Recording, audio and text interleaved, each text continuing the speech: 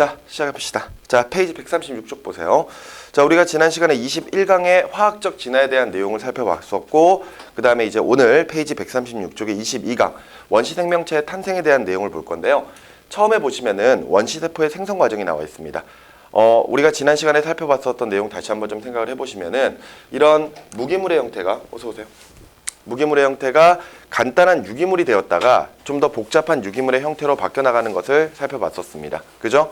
그리고 나서 이후에 나타났던 게 바로 이 복잡한 형태의 유기물이 변해서 만들어진 것, 바로 유기물 복합체라고 하는 이런 형태였거든요. 그랬을 때 여기서 이 유기물 복합체라고 하는 거에 대해서는 너무나 크게 좀 신경을 쓰실 필요는 없어요.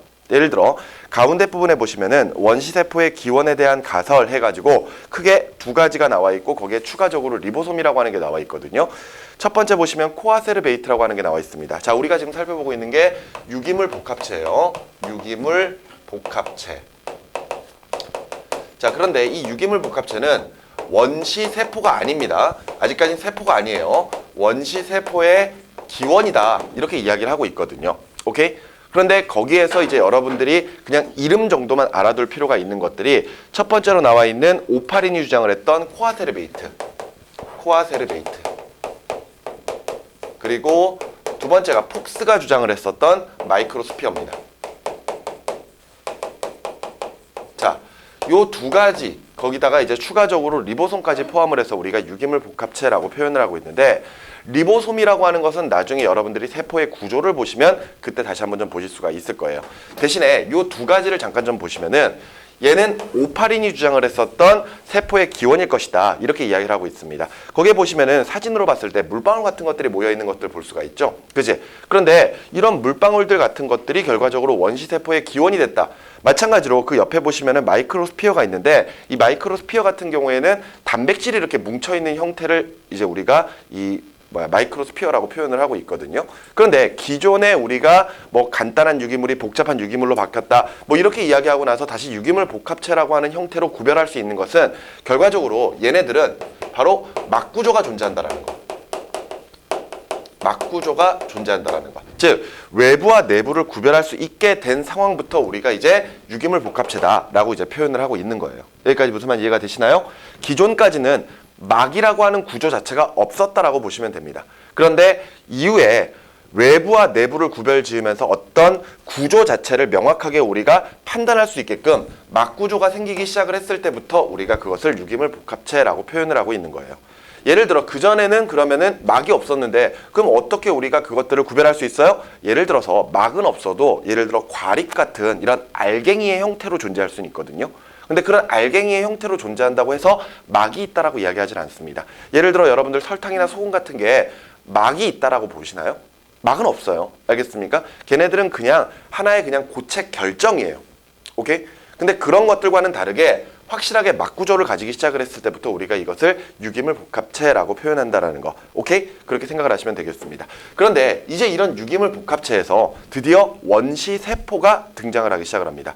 기존의 유기물 복합체가 원시세포가 아니라고 이야기하는 이유는, 실제로 이 유기물 복합체 같은 경우에는 분열이나 증식 같은 이런 어떤 세포가 가져야 될 어떤 특성들을 가지고는 있거든요. 예를 들어 자기 스스로 몸을 키워나간다든가, 몸을 나누어서 두 개로 나눠진다든가, 이런 식으로 어떤 원시세포가 가져야 될 특성 같은 것들은 가지고 있는데, 결정적으로 뭐가 포함되어 있지 않다. 바로 유전물질이 포함되어 있지 않다라고 보시면 되겠습니다. 자, 보시면은 제일 아래쪽에 나와 있죠. 136쪽에 보시면은 자, 원시세포가 나와 있네요. 자, 원시적인 막을 가지고 간단한 물질 대사를 할 수 있으나 생명체의 필수적인 특징인 단백질 합성 능력이 없고 자기 복제가 가능한 유전 정보를 가지고 있지 않다라고 하면서 원시세포는 생명체로 볼 수가 없다라는 이야기가 돼 있어요. 선생님이 아까 좀 전에 했던 이야기와는 약간 좀 다르죠. 무슨 이야기냐면요, 유기물 복합체가 드디어 이제 원시세포로 바뀌기 시작을 합니다. 오케이? 그런데 유기물 복합체는 원시세포의 기원이라고 했지 원시세포는 아니라 그랬었어요. 맞죠? 근데 아직까지 원시세포도 생명체라고 보기는 좀 힘들다라고 교재에 나와 있어요. 생명체인가? 오케이? 그런데 우리가 보통 생명체라고 하려면은 생명체 자체는요, 일단 유전 물질을 가지고 있어야 됩니다. 유전 물질을 포함하고 있어야 되고요. 그 다음에 어떤 유전 정보로 가지고 자신 몸에 필요한 단백질을 합성을 해줘야 되거든요. 그런데 이 유기물 복합체에서 원시 세포로 가는 과정에서 조금 더 고등화된 어떤 세포의 구조가 나타나긴 했었지만 아직까지 우리가 지금 현재 알고 있는 세포와는 조금 다른 형태, 그러니까 조금 더 간단한 구조 같은 것들이 있었다라고 보시면 돼요. 일단 유전 물질이 포함되어 있느냐? 이 유전 물질은 앞서 이야기했었던 DNA나 또는 RNA 같은 것들이겠죠. 그죠? 근데 이런 것들은 아직까지 포함될 수도 있고 안 될 수도 있습니다. 선생님이 이렇게 약간 애매하게 이야기하는 이유는 조금 이따가 말씀드릴게요. 그리고 단백질을 합성하기 위해서도 결과적으로 효소가 필요한데 이 효소라고 하는 것도 결과적으로 단백질이 주가 돼요. 오케이? 그런데 아직까지 몸에서 단백질을 만들기 위한 어떤 효소 같은 것들이 완벽하게 존재하지 않았다라고 볼 수도 있는 겁니다. 그런데 선생님이 자꾸 이 말을 애매하게 표현하고 있는 이유는 뭐냐면요. 교재마다 다르기 때문이에요. 교재마다 약간씩 다르기 때문에. 그러니까 우리가 보는 여러 가지 교재에서 이런 유기물 복합체에서 원시 세포로 갈 때 이 원시 세포 자체를 생명체라고 표현하진 않지만 그래도 세포 내에 유전 물질이 포함되고 단백질이 합성될 수 있는 효소가 포함되기 시작을 했다라고 표현하는 교재들이 있고요. 지금 우리가 보는 교재처럼 그렇지 않다, 아직까지는 그렇지 않다라고 표현하는 그런 경우도 있습니다.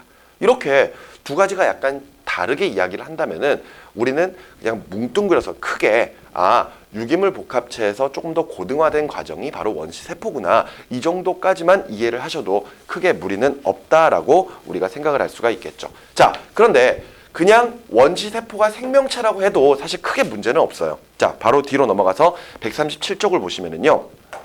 137쪽에 원시 생명체의 탄생에서 우리가 기존에 봤었던 과정이 쭉 나와 있습니다. 복잡한 유기물이 막으로 둘러싸인 유기물 복합체가 되죠. 그지? 바로 코아세르베이트나 마이크로스피어 같은 거 이야기하는 거예요. 그런데 그 이후에 유전 물질을 포함하게 되면은 여기에 이제 유전 물질을 가지는 거죠. 유전 물질을 갖추면 드디어 이제 원시 생명체로 진화가 되었다. 이렇게 지금 교재에서 이야기를 하고 있습니다. 그러면 앞서 원시 세포는 아직까지 생명체는 아니라 그랬거든요. 왜? 유전 물질에 아직까지 포함되어 있지 않을 수 있고 단백질이 합성되지 않을 수 있다라는 거죠. 그죠? 오케이? 어찌 보면 이 교재에서는 유기물 복합체와 요 원시 세포라고 하는 것을 동등하게 거의 보고 있다라고 보셔도 상관이 없어요. 그런데 일단은 유전 물질이 포함되면 드디어 우리가 생명체라고 부를 수 있는 단계까지 갈 수 있다. 그 말인즉슨 얘는 뭘 가진다? 앞서 이야기했던 것처럼 유전 물질 가진다. 거기다가 단백질을 합성할 수 있는 뭘 가질 수 있다? 효소를 가지고 있다.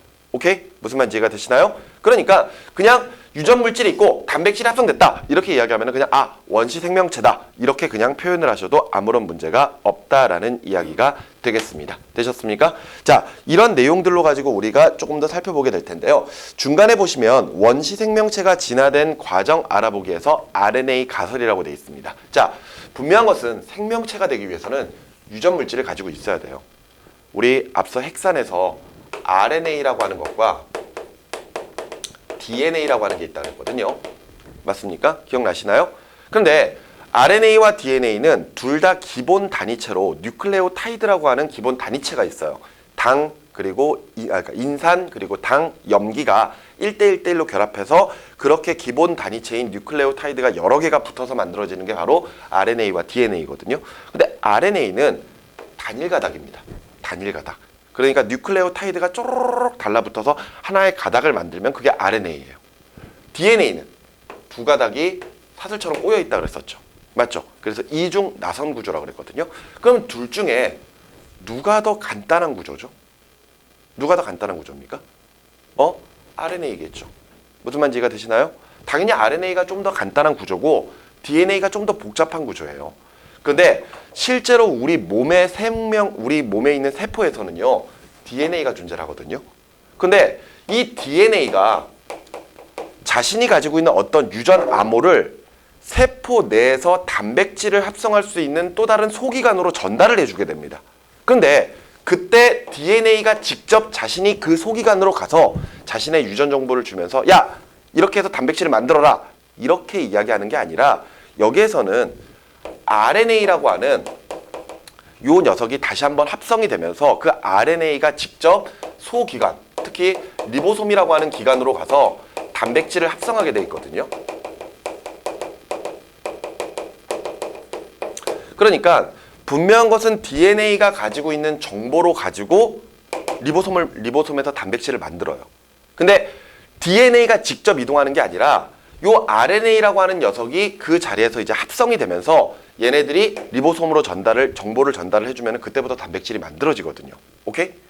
그런데 우리 몸에서는 조금 더 복잡한 DNA가 RNA를 만듭니다. 그런데 처음에 원시 생명체가 등장을 했을 때 그 유전 물질을 가지고 있다면 한 번에 DNA가 포함되어 있다면 참 좋았겠죠. 근데 상식적으로 복잡한 형태의 어떤 유전 물질보다는 간단한 유전 물질이 포함될 가능성이 상당히 높거든요. 그래서 학자들이 거기에 대해서 고민을 해봤던 거죠. 그러니까 처음부터 DNA를 가지고 있었을까? 거기에 대해서 고민해 보니까 아니다. 그런 것보다는 결과적으로는 좀 더 간단한 구조인 RNA가 아마도 최초의 유기물의 복합체에 포함이 돼서 결과적으로 원시 생명체의 기원이 되지 않았을까? 이렇게 이제 생각을 하기 시작을 했던 겁니다. 그러면서 거기에 보시면은 RNA가 자기 스스로 원시 단백질을 만들어요. 분명한 것은 RNA도 유전 정보를 가지고 있기 때문에 그 유전 정보를 가지고 단백질을 합성할 수 있다는 겁니다.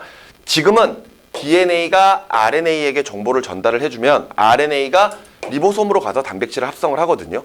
그런데 아마 최초에는 RNA가 직접 세포 내에 포함되어 있으면서 그 RNA가 직접 원시 단백질을 만들어내지 않았을까 이렇게 이제 생각을 했던 거죠. 그런데 RNA가 자기 스스로를 복제하기 시작을 합니다. 자기 스스로를 복제를 하면서 계속해서 정보들을 늘려나가기 시작을 해요. 오케이? 그러다 보니까 점점 세포 내에 RNA가 점점 많아지기 시작을 하겠죠? 그지? RNA가 점점 많아지면서 계속해서 생명체, 세포가 진화하기 시작을 하는 겁니다. 그러다 보니까 지금의 DNA가 만들어졌고 그러면서 DNA는 또다시 자기 스스로를 복제를 하면서 계속해서 RNA도 만들고 그 과정에서 계속해서 원시 단백질을 만들었을 것이다. 이렇게 지금 이야기하고 있는 게 바로 RNA 가설입니다. 지금은 사실 DNA와 RNA가 명확하게 여러분들이 구별이 되지 않고 있기 때문에 도대체 저게 무슨 말일까라는 생각을 할 수도 있어요. 그런데 우리가 이제 뒤에서 가서 유전 암호표를 좀 살펴볼 건데 거기서 유전 암호표에 보시면은 DNA가 RNA로 바뀌는 과정을 볼 수가 있습니다. 그러니까 우리는 지금 거꾸로 되는 단계를 보고 있는 거예요. 도리어 RNA로부터 DNA가 만들어지는 과정을 보고 있는 거거든요. 거기에 대한 학설이 바로 지금 여러분들 보는 RNA 가설이다. 이렇게 보시면 되겠습니다. 되셨습니까? 자, 네. 여기서 보시면은 리보솜이라고 하는 게 있고 가끔 교재에 리포솜이라고 하는 게 있거든요. 두 개는 똑같은 표현입니다. 똑같은 표현이니까 크게 상관하실 필요는 없어요. 되셨나요? 자, 그럼 다시 앞에를 좀 보시기 바라고요. 자, 우리가 지금 원시 생명체를 이야기하고 있습니다. 근데 뭐 여기 원시 생명체도 결과적으로 세포로 되어 있을 거 아니에요. 그런데 여기서 이제 세포라고 하는 것을 두 가지로 나눠볼 수가 있습니다. 세포를 두 가지로 나눠볼 수 있는데 그 중에 하나의 세포가 바로 원핵세포가 있고요. 두 번째가 진핵세포가 있습니다. 원핵세포, 진핵세포. 자, 그래서 원핵세포로 이루어진 생명체를 원핵생명체, 그리고 진핵세포로 이루어진 생명체는 진핵생명체, 뭐 이렇게 이제 표현을 하게 되거든요. 그런데 요 둘 다 모두 세포예요. 이제는 이 세포라고 하는 것은 이제 유전 물질을 포함하고 있는 생명체의 어떤 구성 요소라는 것을 생각하시면 됩니다. 요거랑 너무 뭐 구별을 지으려고 하진 않으셔도 돼요. 무슨 말인지 알겠죠? 자, 이랬을 때 요 원핵세포와 진핵세포 두 가지의 세포 중에서 조금 더 고등화된 세포는 진핵세포입니다. 그러면 당연히 최초로 나타났을 거라고 생각하는 세포는 뭐가 될까요? 원핵세포가 되겠죠. 그치? 그러면 원핵세포와 진핵세포는 어떻게 구별하느냐? 이때 원핵세포와 진핵세포는 각각 막성 소기관이 존재하느냐? 그 존재 유무로 우리가 각각 원핵세포와 진핵세포를 구별을 합니다.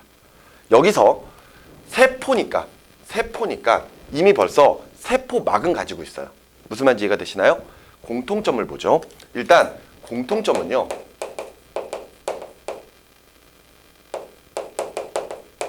세포막이 존재한다라는 겁니다. 세포막이 존재한다.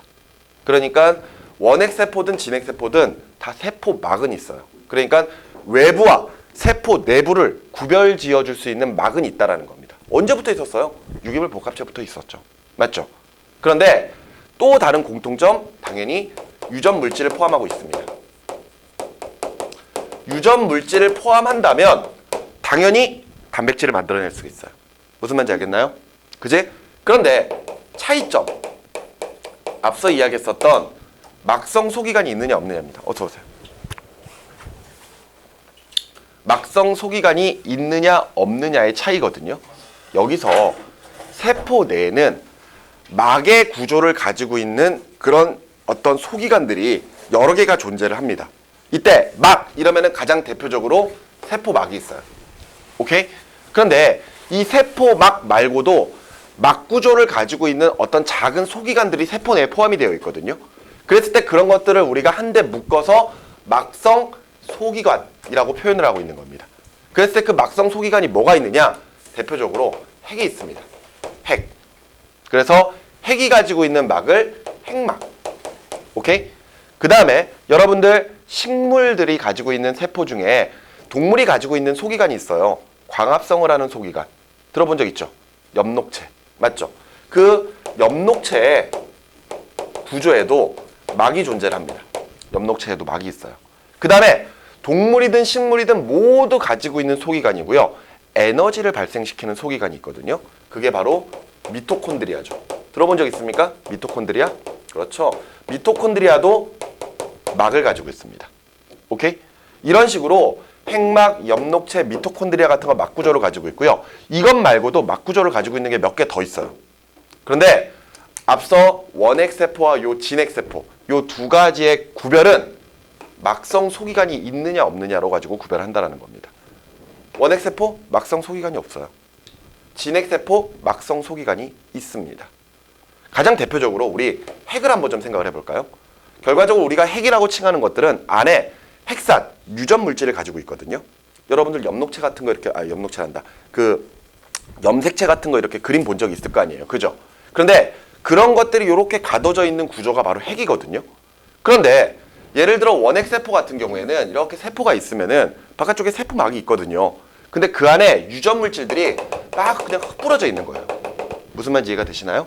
그런데 진핵세포는 세포가 이렇게 있으면은 그 안에 유전 물질들이 이렇게 막구조로 이렇게 가둬져 있는 겁니다. 무슨 말인지 이해가 되시죠? 이런 식으로 막이 있느냐 없느냐로 가지고 우리가 원핵세포와 진핵세포를 각각 구별을 하고 있어요. 그랬을 때 최초로 나타났던 원시 생명체는 간단한 구조인 원핵세포로 되어 있었을 것이다. 이것을 이야기하는 부분이 바로 137쪽의 아래쪽에 나와 있는 부분입니다. 아래쪽에.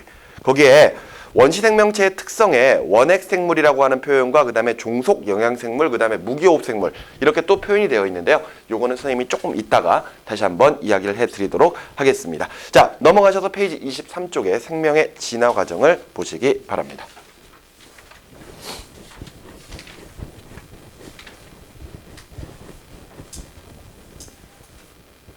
자, 원시 지구가 만들어지고 원시 지구에서 어떤 환경의 변화가 나타나기 시작을 합니다. 가장 대표적으로 원시 지각이 만들어졌고요. 원시 바다, 그리고 원시 대기의 성분들도 자꾸 변하죠. 맞지? 그런데 그렇게 바뀌고 난 다음에 생명체가 금방 등장을 했느냐? 그렇지 않아요. 굉장히 오랜 시간이 지나야지 생명체가 등장을 하기 시작을 하거든요. 그랬을 때 그 생명체가 등장을 한 이후에 어떤 식으로 또 다른 생명체로 진화되어 갔는지 그 내용을 23쪽 생명의 진화 부분에서 한꺼번에 쭉 설명을 하고 있거든요. 그런데 역시 흐름도에 맞춰서 우리가 내용을 한번 생각을 해보도록 하겠습니다. 자, 앞에 보세요. 최초로 원시 생명체가 등장을 합니다. 원시 생명체가 등장을 해요. 근데 이 원시 생명체는 일단 원핵 생물입니다. 그러니까 아직까지는 그 세포가 있긴 하지만 예를 들어서 막성 소기관 같은 구조는 없는 구조라고 생각을 하시면 돼요. 오케이? 근데 이런 원시 생명체가 어디서 등장을 했느냐? 여러분들 기존에 앞에서 배웠었던 밀러의 실험을 한번 좀 생각해 보시기 바랍니다. 무기물에서 간단한 유기물이 만들어졌을 때 그 간단한 유기물이 어디에서 발견될 거라고 생각을 했었죠? 실험 구조, 그 실험 기구들이 있었잖아요. 그 실험 기구에서 아미노산 같은 이런 간단한 유기물이 어디에서 발견될 거라고 생각을 했었습니까? 물이 담겨 있는 유자간이었죠. 맞죠? 그래서 그 유자간에서 그 물의 성분을 분석을 해가지고 여기에 아미노산들이 만들어졌다 이렇게 이야기를 했던 거잖아요. 맞죠? 그때 그 유자간에 담겨 있는 물이 당시의 원시 지구에서 무엇을 의미했었습니까? 무엇을 의미했나요? 원시 바다. 그렇지 않습니까? 그죠? 바로 당시에 이제 원시 생명체가 처음 등장했던 곳은 바로 원시 바다였을 것이다.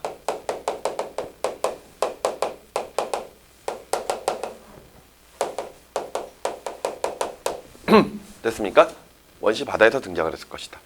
분명히 지각은 있는데 아직까지는 원시 바다에서만 생명체가 나타나기 시작을 했고 아직까지는 지각에서 만들어지지는 않았었어요. 자, 원시 바다에서 등장을 합니다. 근데 요 녀석들이 어떤 특징들을 가지고 있느냐? 당연히 생명체니까 먹고 살아야 되지 않겠나요? 그죠? 먹고 살아야 되니까 당연히 어떤 식으로든 영양분을 섭취를 해야만 할 겁니다. 어디선가 얻어야 되거든요. 그지? 그런데 당시에 이제 원시 생명체가 딱 등장을 했을 때 그 원시 바다에는 수많은 먹잇감이 될 수 있는 유기물들이 엄청 많이 존재를 했었을 거거든요. 맞죠? 결과적으로 하나의 원시 생명체도 그런 유기물로부터 만들어진 녀석들이지만 아직까지 생명체가 되지 않은 그런 유기물들이 바닷속에 굉장히 많이 포함이 되어 있었을 거 아니에요. 그죠? 그러니까 굳이 어떤 영양소를 섭취할 때 다른 자식이 스스로 영양소를 만들 필요 없고 주변에서 그런 영양소를 얻어내기만 하면 됐단 말이에요. 쉽게 말해서 잡아먹고 사는 겁니다. 주변의 유기물들을 흡수해가지고 자신이 사용하는 거죠. 그랬을 때 그렇게 주변에서 어떤 양분들을 섭취하는 것을 우리가 종속 영양 단계다 라고 표현을 합니다. 종속 영양 단계 또는 종속 영양 생물들 이렇게 표현을 해요. 자, 여기서 종속이라는 말은 잡아먹고 산다는 뜻입니다. 알겠습니까? 주변에 있는 유기물들을 잡아먹어요. 오케이? 자, 그런데 우리 또 숨도 쉬어야 되죠. 맞습니까? 숨을 쉬기 위해서는 어떤 기체가 필요하죠? 어떤 기체가? 그렇죠. 산소 기체가 필요하죠. 그죠? 그런데 우리 주변에도 산소를 이용해서 호흡하는 생명체가 있고요. 산소가 없어도 호흡할 수 있는 생명체가 있습니다. 그래서 우리가 그것을 각각 구별할 때 예를 들어 산소 호흡을 한다 또는 무산소 호흡을 한다 이렇게 표현하기도 하고요. 아니면은 산소 호흡은 다른 말로 유기 호흡을 한다 또는 산소 없이 호흡하는 경우에는 무기 호흡을 한다 이렇게 표현하기도 하거든요. 이때 당시에 원시 생명체가 처음 등장했을 때는 산소 기체가 없었습니다. 산소 기체가 없었기 때문에 당시의 생명체들은 산소를 이용한 호흡을 하지 못해요. 무기 호흡을 합니다. 무기호흡이라고 하는 게 앞서 이야기했었던 산소 없이 호흡하는 거예요. 무산소 호흡을 하는 겁니다.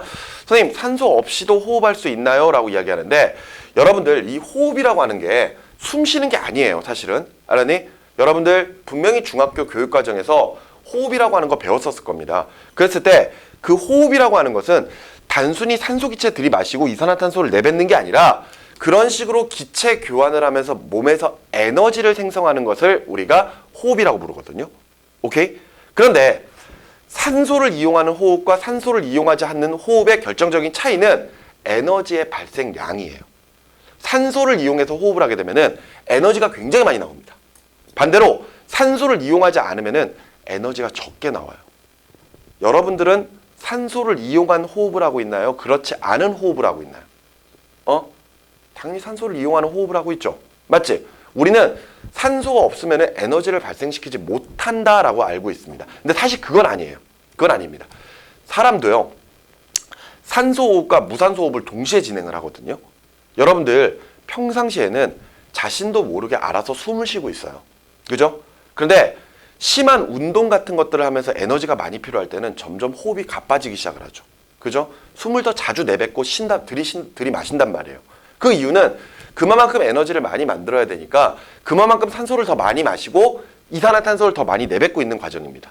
그런데 그것조차도 에너지가 부족한 경우가 있거든요. 우리가 열심히 호흡을 한다고 하더라도 몸에서 만들어지는 에너지가 부족한 경우가 있어요. 여러분들 뭐 체력장이나 아니면은 뭐 운동회 같은 것들 이런 식으로 격한 운동들을 하고 나면은 다음날 몸에 알 배는 거 느껴본 적 있을 겁니다. 막 되게 아플 거예요. 그죠? 근데 그 알이 배는 게 결과적으로 여러분들 몸에서 무산소 호흡을 했다는 뜻이거든요. 쉽게 말해서 에너지가 부족하니까 몸에 있는 근육들이 알아서 산소 없이 무산소 호흡을 하면서 조금이라도 에너지를 더 만들어내려고 하는 겁니다. 그러다가 이제 근육에 알이 밴다라고 우리가 표현하는 그런 여러 가지 물질들이 쌓이는 현상들이 벌어지는 거예요. 오케이? 그래서 왜 몸에 알 배고 나면 막 움직이면 되게 아프죠? 되게 아픈데 빨리 알을 푸는 방법은 계속해서 몸을 움직이는 겁니다. 아픈데도 불구하고 계속해서 몸을 움직여주면은 알은 금방 풀려요. 아주 단시간 내에 폭발적인 에너지를 쓰는 운동 경기가 있습니다. 100m 달리기. 여러분들 육상 경기에서 100m 달리기 할 때 있죠? 그때 올림픽 같은 거 보면은 그 선수들이 그 출발선상에 딱 서 있는 상태에서 출발 신호가 탁 울리면은 파바박 튀어나가가지고 거의 10초 이내로 100m를 뛰어버리죠. 맞죠? 근데 아마 여러분들 100m 달리기 해본 적 있을 거예요. 뛸 때 보면 이러면서 100m 달리기 뛸 거 아니에요. 그런데 그 선수들이 뛰는 모습을 보시면요, 호흡을 안 합니다. 호흡을 안 해요. 그 사람들은요, 100m 달리기를 할 때 숨을 쉬지 않고 그냥 무산소 호흡을 통해서 에너지를 발생을 시켜서 100m까지 뛰게 됩니다. 근데 그런 이유가 뭐냐면요, 유산소 호흡을 하게 되면 에너지가 굉장히 많이 발생을 하거든요. 그래서 그 에너지가 많이 만들어지면 그만큼 많이 쓸 수가 있는 거잖아요. 근데 단점은 시간이 오래 걸립니다. 에너지를 만드는 데 시간이 좀 오래 걸리거든요. 그러니까 아주 단시간 내에 폭발적인 에너지를 쓰기 위해서 유산소 호흡을 하면 도리어 불리한 거예요. 그래서 그 사람들은 훈련을 통해서 무산소 호흡을 통해서 에너지를 월등하게 만들 수 있는 그런 과정을 계속해서 연습을 하는 거죠. 근데 그 사람들도 사람이잖아요. 무산소 호흡하고 나면은 근육이 알이 배거든요. 그래서 여러분들 육상 경기 그 경기 딱 보고 나면은 100m 결승선을 딱 통과한 선수들이 통과하자마자 바로 딱 서가지고 와 이러고 있는 게 아니라 계속해서 뛰는 모습 볼 수 있을 거예요. 계속해서 뛰는 거. 계속해서 이렇게 뛰어다닌단 말이에요. 왜 그럴까요? 빨리빨리 몸에 쌓인 물질들 빼내려고. 안 그러면 그 사람들도 아파. 무슨 말인지 알겠어? 나중에 100m 달리기 할 기회가 있으면은 숨을 한번 참고 뛰어보시기 바랍니다. 그럼 여러분들 그 평상시에 나오던 그 시간보다 더 작아질 수는 있어요. 근데 아마 다음날 지옥 같은 고통을 경험을 하게 되겠죠. 당시에 원시 생명체들은요, 산소가 없었기 때문에 자연스럽게 산소 없이 에너지를 조금 만드는 무기호흡을 하고 있었습니다. 오케이? 자, 그런데 보세요. 이런 원시 생명체들이 점점 수가 많아져요. 점점 수가 많아지니까 자연스럽게 바닷속의 유기물들의 양이 감소하기 시작하지 않았었을까요? 맞죠? 점점 바닷속의 유기물의 양이 감소를 합니다. 즉, 먹고 살만한 게 부족해지기 시작을 했다는 이야기예요. 그죠? 그러니까 그 다음 단계로 나타나는 그런 어떤 진화된 생명체 같은 경우에는 먹을 게 부족해지니까 자기 스스로 먹을 것을 만들기 시작을 합니다. 즉, 자신의 몸에서 유기물을 합성하기 시작을 하는 거죠. 그랬을 때 잡아먹고 살면은 우리가 종속 영양 단계라고 표현을 했었죠. 그런데 자기 스스로 양분을 만들기 시작하면은 그 단계를 독립 영양 단계라고 표현을 합니다. 네, 말이 좀 어렵나요? 바로 이 독립 영양 단계의 생명체들이 바로 광합성 생명체들이 등장을 하기 시작을 하는 겁니다. 광합성 하면 우리가 식물을 보통 생각을 하죠. 그런데 여기서 이야기하고 있는 요 종속 영양 단계에 있는 생명체들은 아직까지 식물은 아니에요. 그냥 하나의 세포라고 생각하시면 됩니다. 세포인데 그 세포가 먹을 게 없어지니까 자기 스스로 양분을 만들기 위해서 몸 안에 엽록체 같은 것들을 만들기 시작을 한다는 거죠. 그래서 자기 스스로 광합성을 하면서 에너지를 유기물들을 만들어 나가기 시작을 하는 거죠. 먹을 게 없으니까. 무슨 말인지 알겠어? 근데 아직까지도 산소가 없었기 때문에 얘네들은 무기호흡을 합니다. 오케이? 아직까지 무기호흡을 해요. 자, 그런데 이런 독립 영양 단계의 생명체들이 등장을 하다 보니까 자연스럽게 유기물들이 증가를 하겠죠. 맞나요? 얘네들 스스로도 유기물을 만들어낸 다음에 자기가 쓰고 밖으로 내보내기도 하지만 이런 녀석들 자체도 유기물이 될 수가 있는 거잖아요. 맞죠? 그러니까 다시 유기물들의 양이 증가하기 시작을 합니다. 먹을 게 많아지기 시작을 하죠. 그런데 여러분들 이런 독립영양 생물들이 광합성을 하거든요. 광합성은 우리가 이산화탄소랑 물을 가지고 그치? 포도당과 같은 유기물을 만들어내면서 무슨 기체를 만들어내죠? 무슨 기체를 만들어냅니까? 산소 기체를 만들어내기 시작을 하죠. 그치? 즉, 그 말인즉슨 독립영양 단계의 생명체가 등장을 하고 난 다음에 유기물이 증가하기도 하지만 드디어 뭐가 증가하기 시작하는 거예요? 산소가 증가하기 시작을 하는 거죠. 여기까지 이해가 되시나요? 자, 그러면 자연스럽게 유기물들의 양이 증가하기 시작하니까 다시 잡아먹고 사는 생명체들이 등장을 하기 시작을 합니다. 쟤도 있고 얘도 있고 얘도 생기는 거예요. 무슨 말인지 알겠죠? 그런데 자, 다시 종속 영양 단계의 생명체들이 또 다시 나타나기 시작을 합니다. 근데 기존과는 다르게 얘네들은 뭐가 생기기 시작을 했어요? 산소가 생기기 시작을 했죠. 그러니까 드디어 유기호흡을 하기 시작을 하는 거죠. 즉 산소를 이용한 호흡을 하기 시작을 합니다. 자, 앞서 선생님이 산소를 이용한 호흡과 산소를 이용하지 않은 호흡의 차이가 뭐가 있다? 에너지 발생량의 차이가 있다 그랬죠. 쉽게 말해서 얘네들은 그냥 조금 에너지 만들어서 그 조금만 쓰고 말아버리는 거예요. 그런데 얘네들은 드디어 이제 산소를 이용한 호흡을 하기 시작을 하거든요. 그러면 에너지가 많이 생기잖아요. 그럼 그 에너지가 많이 생기면 그거를 어디에 사용을 할까요? 에너지가 많이 생기기 시작을 하면 당연히 세포의 크기를 키워버립니다.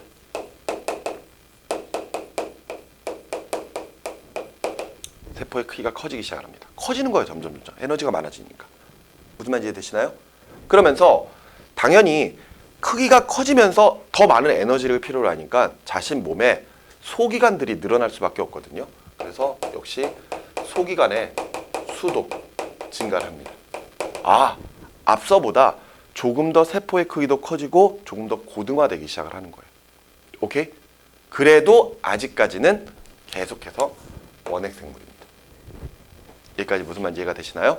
자, 이런 식으로 생명체들이 계속해서 진화가 됩니다. 그러면서 그 다음 단계로 점점 산소의 양이 증가하기 시작을 하면서 이 산소가 대기 중으로 방출이 됩니다.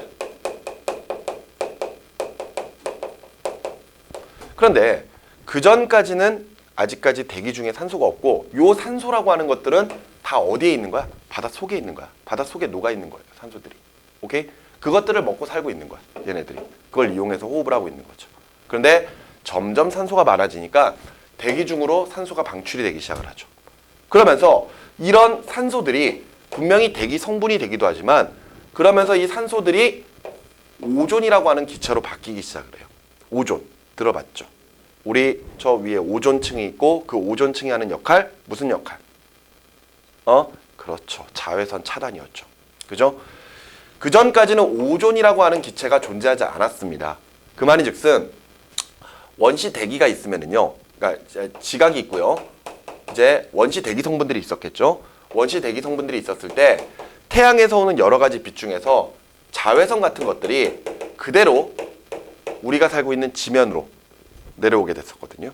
근데 선생님이 지난번에도 이야기했지만 이 자외선이라고 하는 게 에너지가 굉장히 크다 그랬잖아요. 세포를 파괴시켜 버리거든요. 그 정도로 에너지가 큰 빛인데 아직까지 뭔가 대단히 진화가 되지 않은 이런 세포들이 이런 자외선들을 견딜 수 있었을까요? 못 견뎠겠죠. 무슨 말인지 되시나요? 그러니까 얘네들이 바닷속에서 숨어 있는 거예요. 물은 자외선을 어느 정도 차단을 해주거든요. 그런데 드디어 산소가 증가하면서 대기 중에 산소가 방출되고 이 산소가 뭘 만들어내기 시작을 해? 오존층을 만들어내기 시작을 하는 거죠. 그랬더니 자외선이 오존층에 마루막혀가지고 튕겨나진다거나 아니면 오존이 자외선을 흡수하기 시작을 하는 거죠. 그랬더니 드디어 뭐가 등장을 하기 시작을 한다?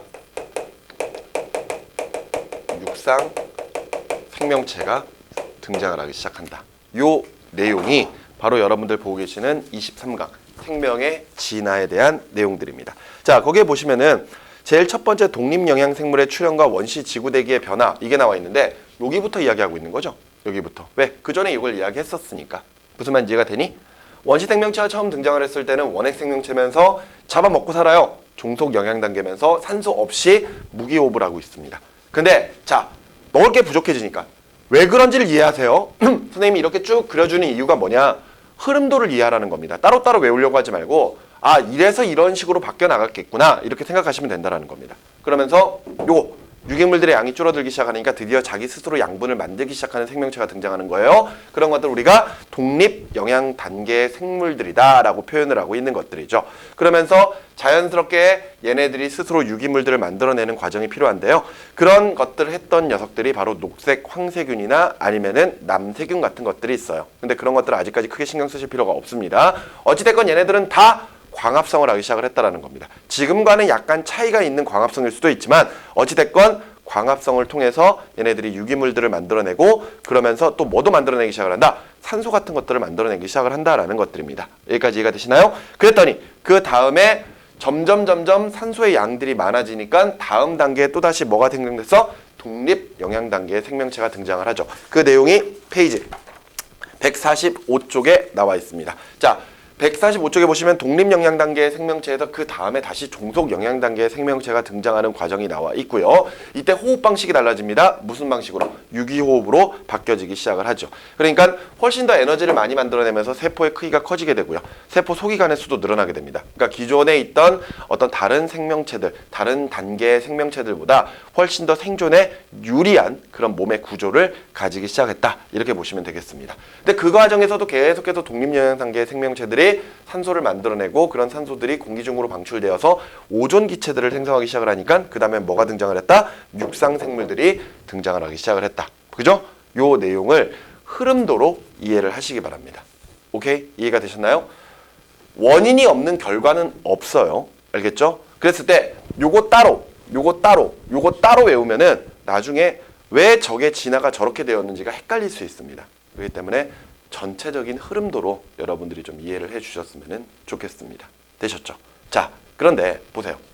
여기에서 우리가 원시 생명체에서 종속 영양 단계까지 올 때는 계속해서 얘네들은 바다 속에 있던 녀석들입니다. 그러니까 해양 생물들이에요. 그런데 이후에 다시 이제 육상 단계로 바뀌는 거죠. 그런데 아무리 이렇게 갔다고 하더라도 우리가 지금 보고 있는 것은 원핵 생물들입니다. 아직까지는 막성 소기관이 존재하지 않는 그런 형태의 어떤 아주 간단한 구조의 세포들, 그런 세포들로 구성되어 있는 생명체들, 이렇게 생각을 하시면 되겠습니다. 자, 그런데 앞서 이야기했던 것처럼 뭔가 새로운 생명체들이 등장을 할 때 여러분들 좀 더 몸의 구조가 더 다양하게 변해야 되겠죠? 맞죠? 자, 잠깐 페이지 148쪽을 보시면은요, 화석과 지질 시대라고 하는 부분이 나와 있습니다. 자, 근데 이 부분은 그냥 뛰어넘도록 할게요. 알겠죠? 아마 예전에 여러분들 화석 배운 적 있죠? 그지? 근데 여기 부분은 나중에 여러분들 실제로 교과 과정 들어갈 때 그때 한번 좀 살펴보시기 바라고요. 24강은 뛰어넘고 페이지 152쪽으로 넘어가 주시기 바랍니다.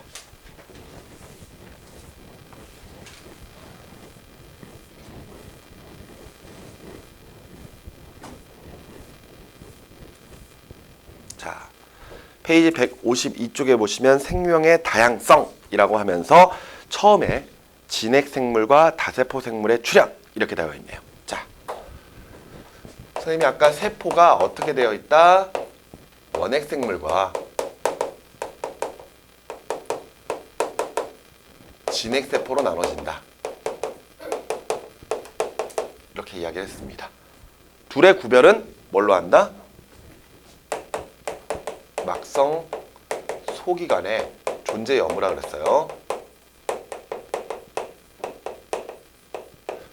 원핵생명체와 진핵생명체, 원핵세포와 진핵세포는 일단 모두 다 세포막은 가지고 있습니다. 그런데 이때 그 세포 내에 또다시 막으로 구성되어 있는 또 다른 소기관이 있느냐 없느냐로 가지고 우리가 원핵세포와 진핵세포로 각각 구별한다 그랬어요.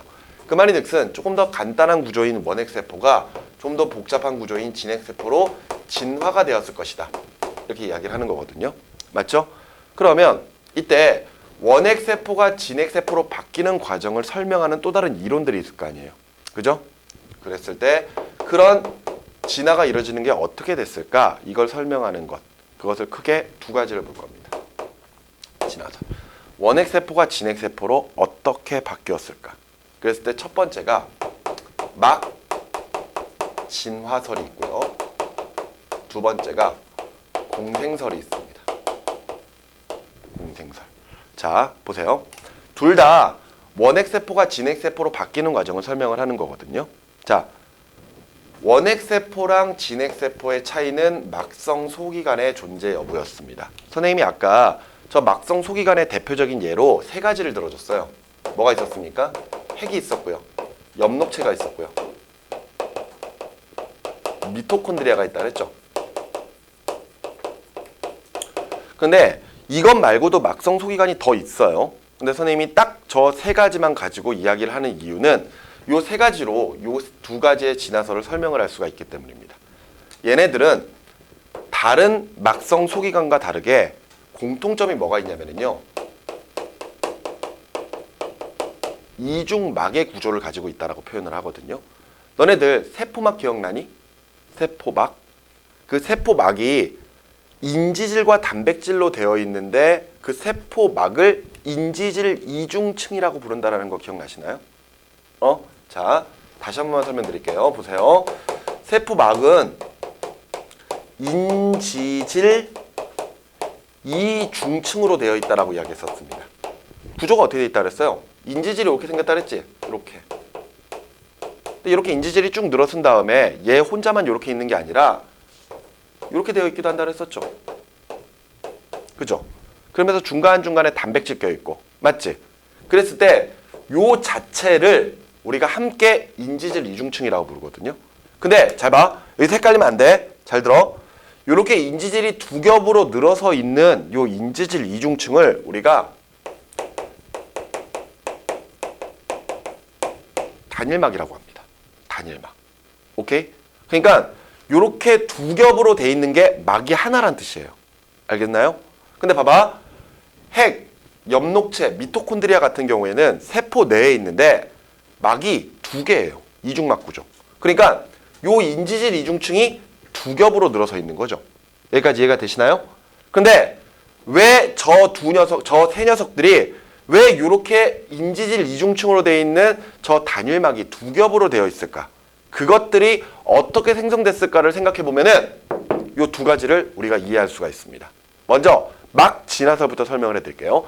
막 진화설은 말 그대로 바깥쪽에 있는 세포막이 진화되어서 결과적으로 저 막 구조가 만들어졌다. 이렇게 설명을 하는 거거든요. 자, 보세요. 선생님이 아까 원핵세포는 가운데 유전물질들이 이렇게 막 흩뿌려져 있다 그랬었죠. 기억나시나요? 그죠? 자, 이랬을 때 바깥쪽에 있는 막은 세포막, 단일막입니다. 오케이? 무슨 말인지 이해가 되시나요? 그런데 잘 봐봐요. 이때 세포가 저 유전물질이 중요하니까 쟤네들을 어떻게든 보호를 해야겠다 이 생각을 하기 시작을 하는 겁니다. 오케이? 그러면서 얘네들을 어느 한 군데에다 가둬두고 싶은 거예요. 그래서 요 막이 늘어나기 시작을 합니다. 잘 보세요. 자, 봐봐. 그림 봐봐. 요거는 융합과학에서 학교 선생님들이 잘 설명을 안 해줄 수도 있습니다. 근데 잘 보세요.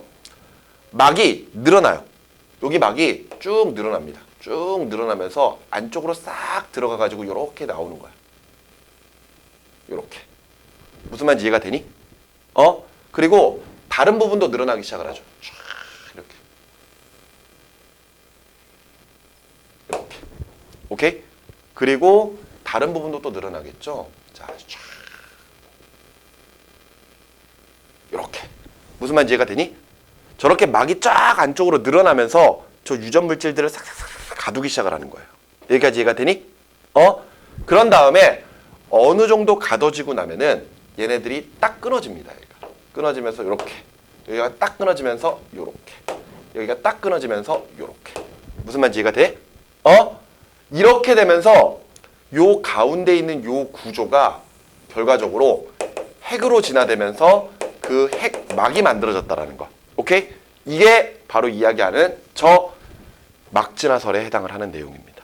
그러니까 봐봐요. 얘가 요렇게 나와서 요렇게 빠져나가다 보니까 자연스럽게 요게 막이 하나가 생기고 요게 막이 하나가 생기는 거예요. 여기까지 이해가 되니? 그래서 단일막이 두 겹이 늘어서서 얘네들이 핵막이 되기 시작을 하는 겁니다. 무슨 말인지 알겠나요? 우리의 보통 핵하면은 이렇게 그리잖아요. 가운데 핵이 이렇게 있다고 이렇게 이야기를 하잖아. 근데 핵을 조금 더 자세하게 확대를 해서 보면은요. 여기에 구멍들이 이렇게 뚫려 있어요. 구멍들이. 그랬을 때 그 구멍들을 우리가 핵공이라고 표현하거든요. 근데 이런 핵공이 만들어지는 이유도 결과적으로 이런 것 때문이에요. 무슨 말인지 알겠니? 이해가 돼?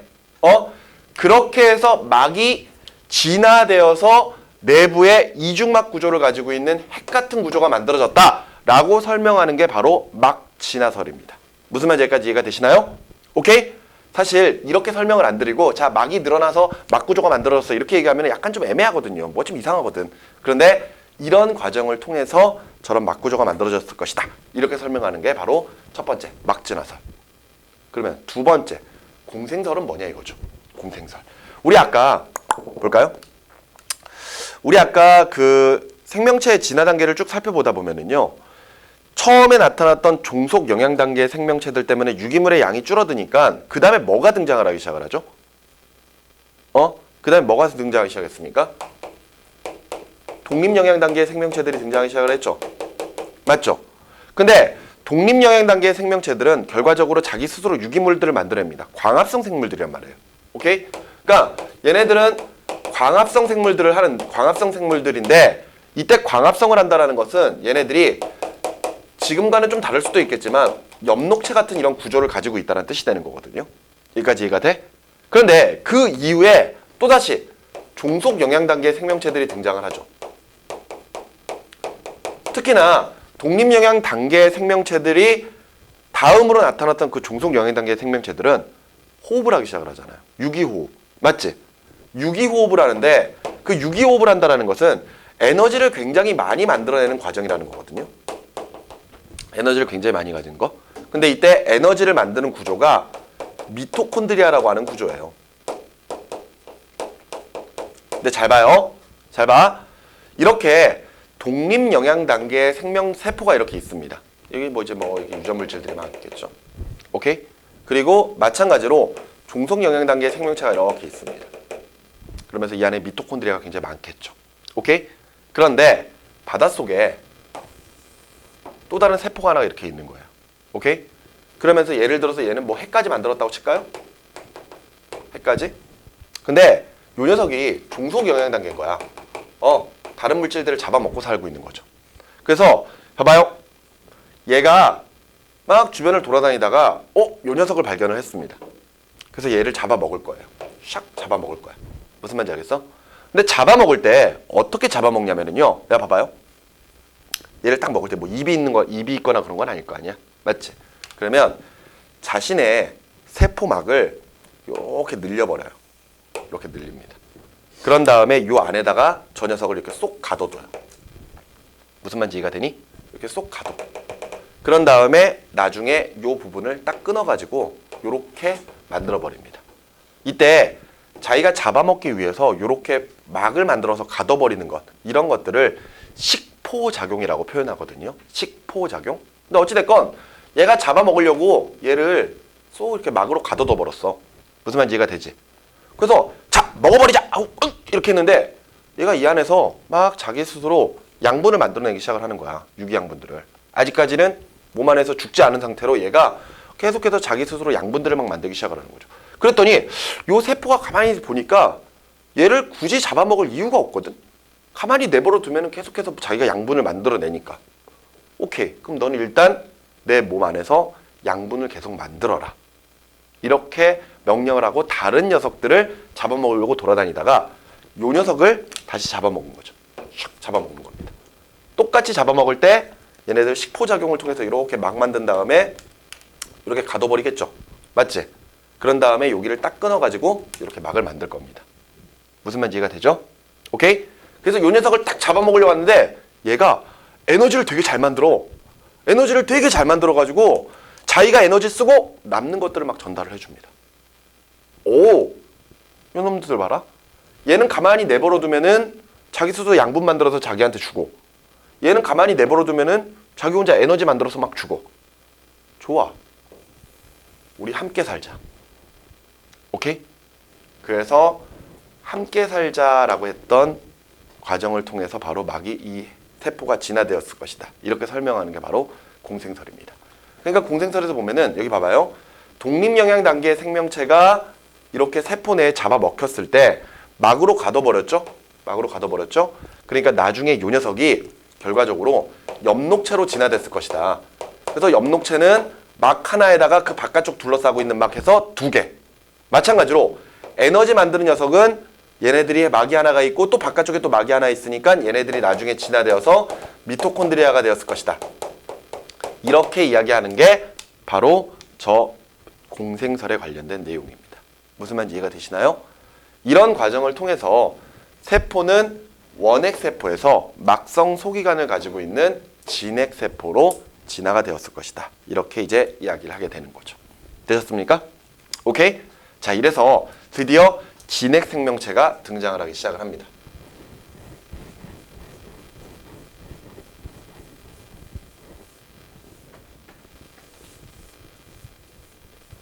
자, 여기까지 이해되셨나요? 여기까지 이해됩니까? 좋습니다. 자, 그래서 이제 드디어 원핵 생명체가 뭐로 진화됐다?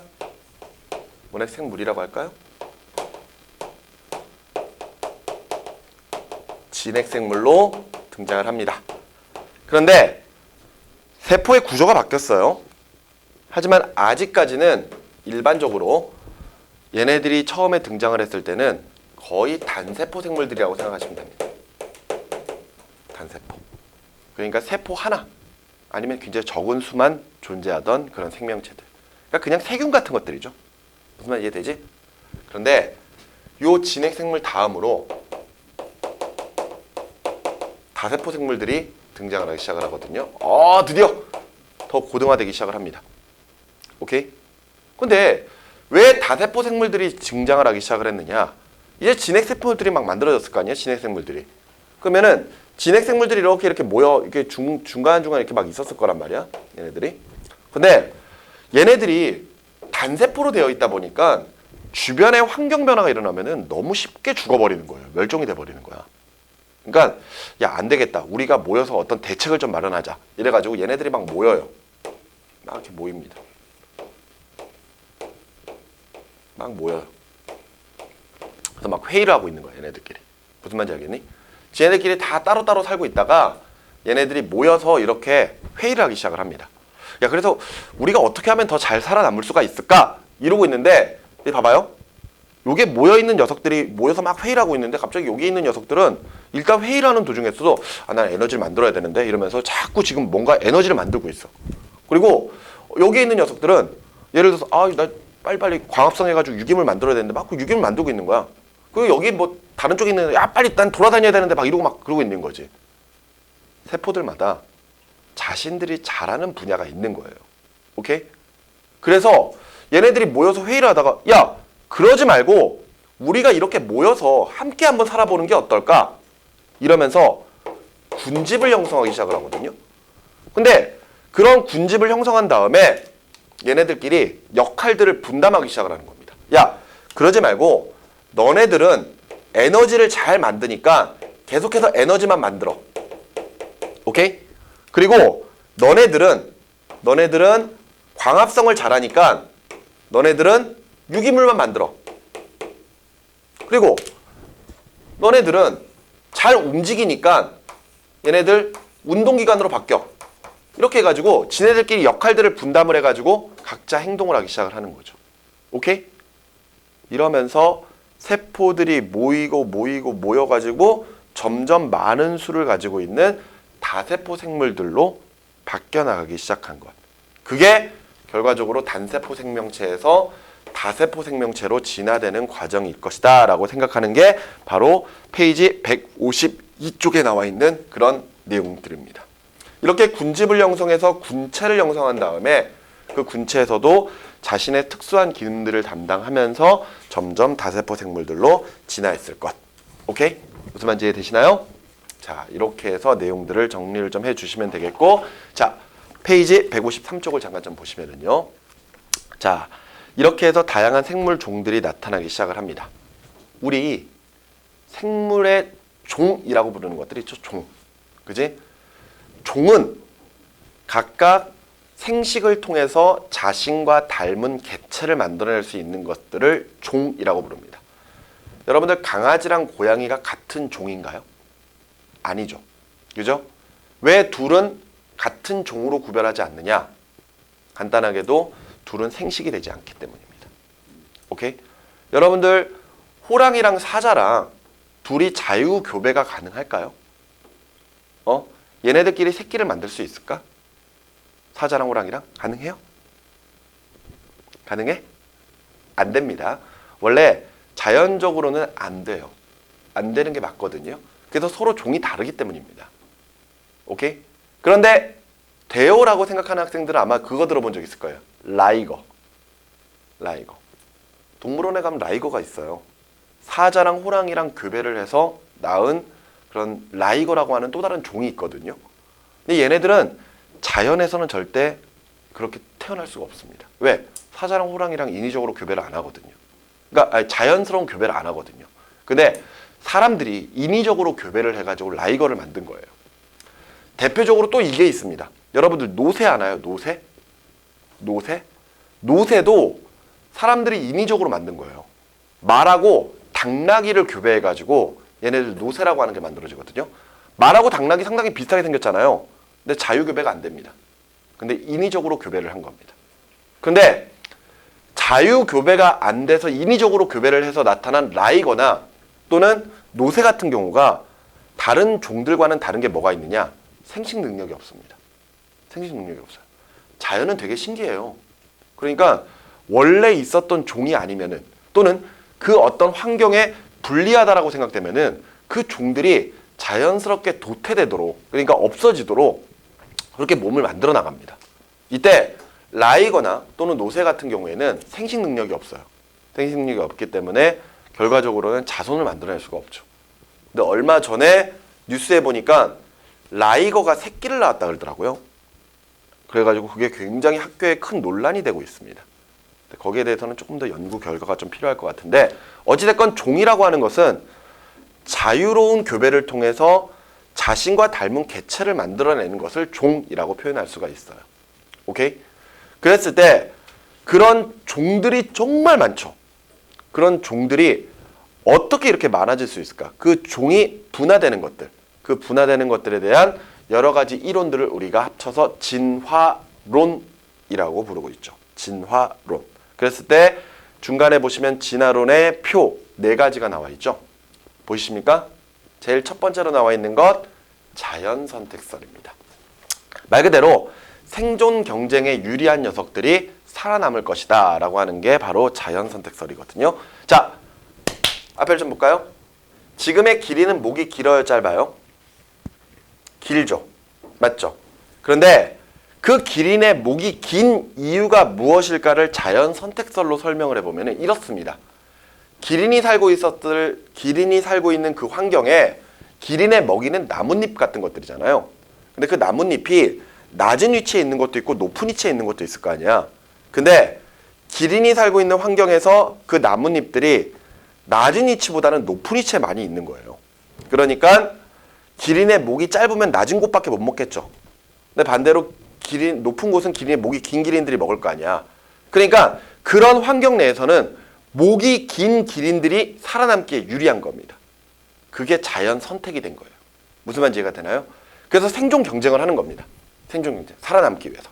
근데 결과적으로는 목이 긴 기린들만 남아서 그 목이 긴 기린들끼리 또 교배를 하니까 또 목이 긴 기린들만 나타났을 것이다. 이렇게 이야기하는 게 자연 선택설입니다. 오케이? 그것 말고 옆에 보면은 공업 암화라고 하는 현상이 있거든요. 자, 영국에서 산업혁명이 일어났을 당시를 이야기하는 거예요. 산업혁명이 일어나기 전에는요, 굉장히 영국이 깨끗했거든요. 그래서 여러분들 지금 교실의 벽처럼 건물의 벽이 하얀색이었습니다. 근데 봐봐요. 건물의 벽이 하얀색인데 그 당시에 나방이 살고 있는데 나방 같은 것들이 살고 있는데 나방의 색깔이 하얀 게 있고 까만 게 있는 거예요. 그러면 생각을 해보세요. 벽이 하야면 거기에 하얀색 나방과 까만색 나방이 딱 붙었을 때 누가 더 눈에 잘 띄겠니? 당연히 까만색 나방이 눈에 잘 띄겠죠. 그래서 그 까만색 나방들이 새한테 잡아먹히거나 그러고 있는 겁니다. 그런데 산업혁명이 일어나서 공장이 가동되고 매연들이 엄청나게 나오니까 점점 건물들이 지저분해지기 시작을 하는 거예요. 그래서 하얀색이었던 벽들이 점점 칠판색처럼 어두워지니까 여기에 까만색 나방과 하얀색 나방이 앉으면은 도리어 반대로 누가 더 눈에 잘 띄겠니? 하얀색이 더 잘 띄겠죠. 그래서 도리어 까만색 나방들이 살아남기 시작을 하는 겁니다. 이런 것들이 결과적으로 자연 선택에 의해서 생존 경쟁을 한다 해서 이런 것들도 하나의 진화설로 우리가 보고 있는 내용입니다. 두 번째 보시면은 돌연변이가 나와 있죠. 돌연변이는 말 그대로 나오지 않아야 될 개체가 나오는 거거든요. 근데 일반적으로 돌연변이 같은 경우에는 살아남기에 불리한 경우가 상당히 많습니다. 그래서 돌연변이는 보통은 일반적으로 빨리 멸종을 해버려요. 빨리 죽어버리거든요. 그런데 의외로 돌연변이가 나타나는데 그 돌연변이가 잘 버텨버리는 거야. 알겠니? 그래서 그게 또 다른 종으로 분화됐을 것이다. 이렇게 이야기하는 게 돌연변이설입니다. 거기에 보시면 왕 달맞이꽃이나 초파리 눈의 색깔 뭐 이런 것들이 있는데 와닿지가 않죠. 여러분들 앞에 보세요. 여러분 혹시 사람이 가지는 돌연변이 중에서 남모양 적혈구라고 하는 거 들어본 적 있나요? 남모양 적혈구? 우리 몸의 혈액 속에는 적혈구가 있잖아요. 적혈구가 동그랗게 생겼거든요. 동그랗게 생겨서 가운데를 이렇게 꼭 눌러놓은 것 같은 이런 원반 모양으로 생겼어요. 얘네들이 하는 역할이 뭡니까? 적혈구가 하는 역할. 어떤 거? 피를 빨갛게 만드는 거? 산소 운반이죠. 적혈구가 하는 주 역할은 산소 운반입니다. 그런데 사람의 유전자가 잘못되면은요, 그 적혈구가 이렇게 기역자 있죠, 기역자. 기역자 모양으로 생긴 돌연변이 적혈구가 생기거든요. 그래서 낫이 이렇게 기역자로 생겼잖아요. 그래서 그렇게 생겼다고 해서 낫모양 적혈구라고 표현을 합니다. 그런데 그런 낫모양 적혈구가 나타나게 되면은 사람이 죽진 않아요. 근데 대신에 적혈구가 해야 될 역할인 산소 운반이 잘 안 이루어집니다. 그래서 낫모양 적혈구를 가지고 있는 사람들은 실질적으로 빈혈에 잘 걸려요. 빈혈. 왜 빈혈하면은 사람들이 좀 해 뜨고 이렇게 좀 날씨 더울 때 이렇게 좀 서 있으면은 어지러워하면서 픽 쓰러지는 거 뭐 이런 걸 빈혈이라고 생각하는데 그렇지 않습니다. 빈혈 굉장히 무서운 병이에요, 생각보다. 알겠니? 진짜 빈혈에 걸려 빈혈이 심한 사람들은요, 뭐 땡볕 아래 서 있는 건 둘째치고 그냥 길 가다가 갑자기 픽 쓰러져 버려요, 자기도 모르게. 알았니? 그 정도로 산소 운반이 원활하게 이루어지지 않기 때문에 정상적으로 몸의 기관들이 작동을 하지 않는 거죠. 생각보다 무섭거든요. 그런데 낫모양 적혈구 같은 것들이 결과적으로 그런 빈혈을 유발합니다. 사람에게서 나타날 수 있는 대표적인 돌연변이에요. 오케이? 그런데 요 낫모양 적혈구를 가지고 있는 사람들이 되게 재미난 특성을 가지고 있는 것 중에 하나가 뭐냐면요. 여러분들 말라리아 들어본 적 있죠? 치사율이 굉장히 높습니다. 말라리아 모기에 쏘이게 되면은 그 말라리아 균에 감염돼가지고 사람이 잘못하면은 진짜 많이 죽거든요. 실제로 우리나라에서는 그렇게 많이 나타나진 않지만 아프리카 등지 같은 데서는 그 말라리아 때문에 상당히 많은 사람들이 죽어요.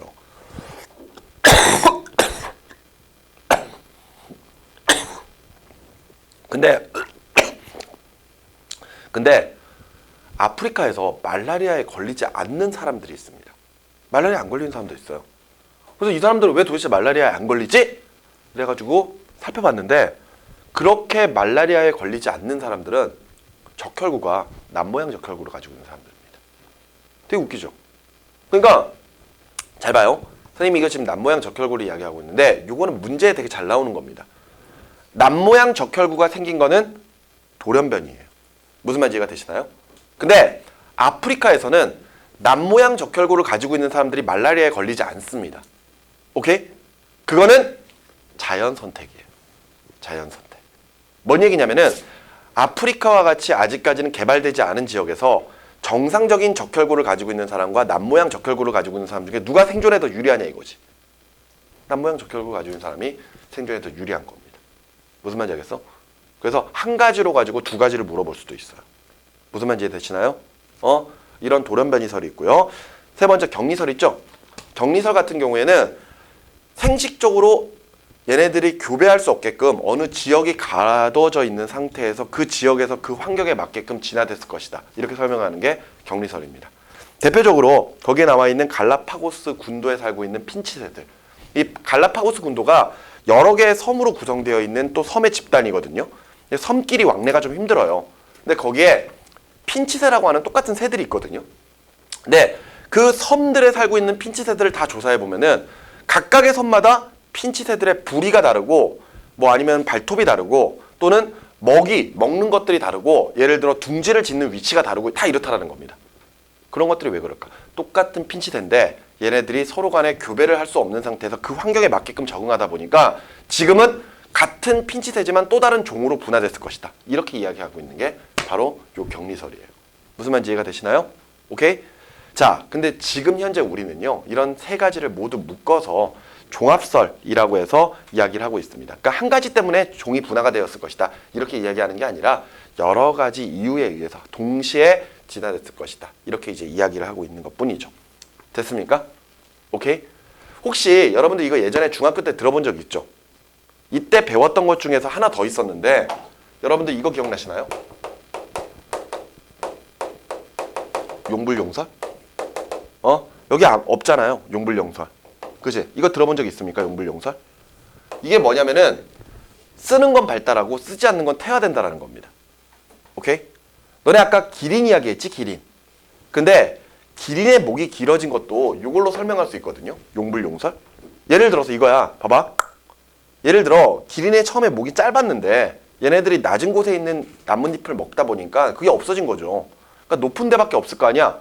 그러니까 얘네들이 먹고 살려고 목을 막 자꾸 늘리는 거예요. 이렇게 막 잡아 빼가지고. 무슨 말 이해가 돼? 그래서 기린의 목이 길어졌다. 이렇게 설명하는 게 용불용설이거든요. 그런데 용불용설이 교재에 나와 있지 않은 이유, 요거를 지금 현재 인정을 하고 있지 않기 때문입니다. 무슨 말인지 이해되시나요? 그러니까 왜 저 용불용설을 인정하지 않느냐? 여러분들이 자신이 엄청나게 노력을 해가지고 뭔가 몸의 형태를 바꿨어요. 예를 들어 너네들이 막 목을 있는 대로 들이빼가지고 이렇게 잡아 당겨가지고 목이 이만큼 길어졌단 말이야. 알았니? 그래서 목이 이렇게 긴데 결혼해서 자식을 낳았어. 그럼 그 자식이 목이 기냐 이거죠. 안 길어요. 왜? 우리가 태어나면서 원래부터 가지고 있는 여러분들의 특징을 원래 여러분들이 가지고 있는 특징들이 있겠죠. 그지? 그런데 이후에 여러분들이 나중에 노력에 의해서 가지는 특징들이 있거든요. 그렇게 해서 우리가 나중에 얻은 그런 특징들을 획득 형질이라고 부르는데 선천적으로 가지고 있는 형질들은 이게 유전 정보에 저장이 되어 있기 때문에 자식에게 전달이 됩니다. 하지만 나중에 살면서 얻은 획득 형질은 자손에게 유전되지 않는다는 게 기본적인 거예요.